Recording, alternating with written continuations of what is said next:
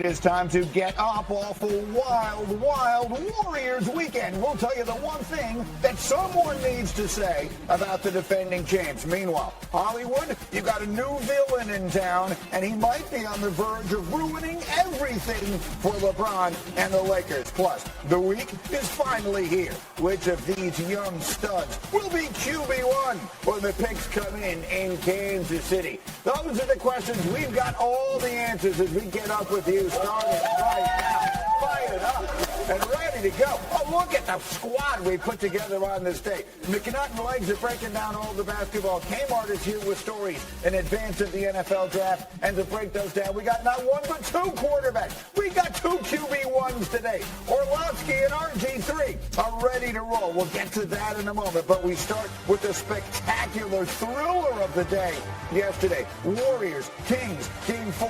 Draymond off suspension and off the bench. And as you would expect, McNutt making his presence felt immediately. He gets into it with De'Aaron Fox.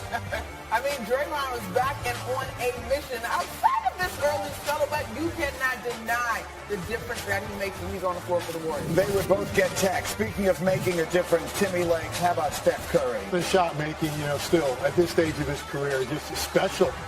Steph Curry had to be the best offensive player on the floor, and he did for the Warriors. How about this offensive play? This is as the clock is running out in the third quarter. Everybody gets a touch, and Klay Thompson knocks it down. He had 26, Warriors by 10 going to the fourth, but Sacramento hanging right in there. 5 minutes to play. It's a one-point game when Steph knocks this one down. He had 32. Now we're going the other way. And Monica, look at Draymond on the defensive end. This was an incredible play, making it difficult for Barnes on the attempt, but then the block on Sabonis. And then I thought, ooh, is that taunting? Is that reason to get another whistle? I'm glad nobody called it. I'm kidding. He had the tech earlier. He had 12 points, 10 boards. Now the other way we go. Here's a critical sequence. Steph Curry, he's got an opportunity. He's going to get double teamed. They don't have a timeout left. Steve Kerr is saying we don't have one. We challenged the call earlier. It was a bad challenge anyway. In the meantime, Kings get it back. Down by 4. De'Aaron Fox. Oh, how good is he? Come on. Literally the clutchest in the league. He had 38 points. It's a one-point game. Steph with a chance for a cushion on legs. It's a good look, but he went too early. He could have run more clock, and that gave the Kings an opportunity at least to get one last possession. 10 seconds left, and this is Harrison Barnes for the win.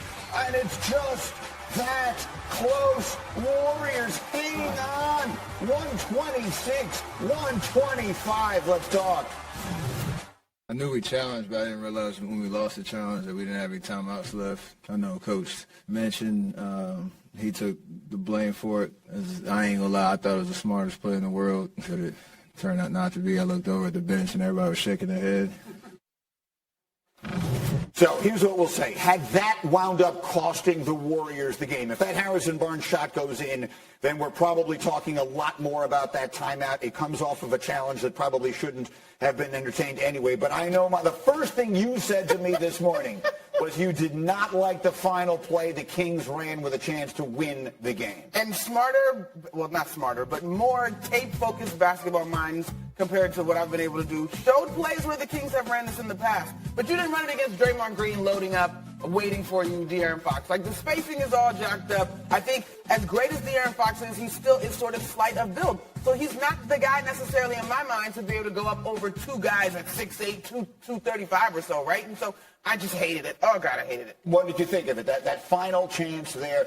We know that Steph, and you pointed it out, went a little too early. Sacramento's got a good chance. 10 seconds. They could have done anything they wanted. What did you think of what they chose? Yeah, I thought Sacramento was too comfortable in thinking that De'Aaron Fox was going to get to a spot and just rise up. Now, if he's just going against Curry and he can get to that left elbow, he's going to rise up and get off a pretty clean look.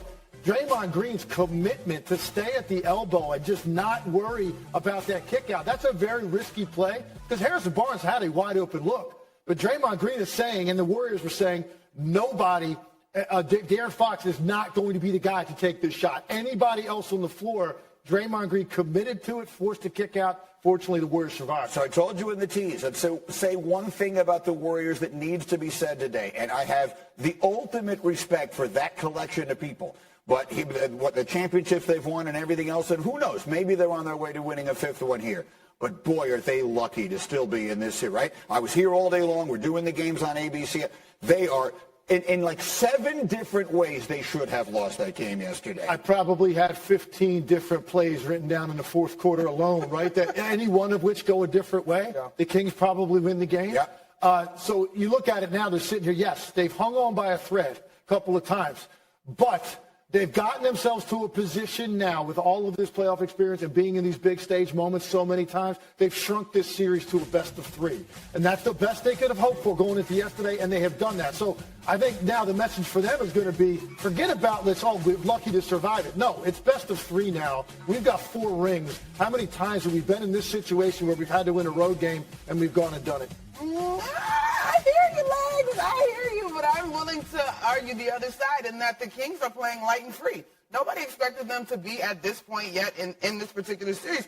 You look at the numbers yesterday, both teams had 3 turnovers in clutch time that allowed 10 points. The Warriors were 2 of 5 in clutch times. Like, I'm now looking at what the Kings have been all season long. A team that plays terrific at home, a team that is secure of its identity, and you still need the Warriors to flip that championship pedigree switch. I don't know. They haven't shown me they can Well, go here's the road what yet. I'm saying. The point I'm making is the Warriors are making all the mistakes you would expect from a team that hasn't been there before. The Kings are doing it, and that's what you would expect. Fox is unbelievable, but he's young. Last time he played on the stage like this, his shirt said Kentucky instead of Sacramento, right? And in the NCAA tournament and all that kind of stuff. You expect them to make mistakes, and they did. They took terrible shots in that fourth quarter yesterday. Malik Monk on one offensive drive, racing to the basket when he shouldn't have. So they made a lot of mistakes. The point is, the Warriors did too, not just the timeout that Steph called that he didn't have. No, that's what I said to Monica out in the hallway. I said this game was really decided by people taking advantage of other people's mistakes. Right. That's really what it came down to. Right. And as it turned out, the Kings weren't able to take advantage of that last one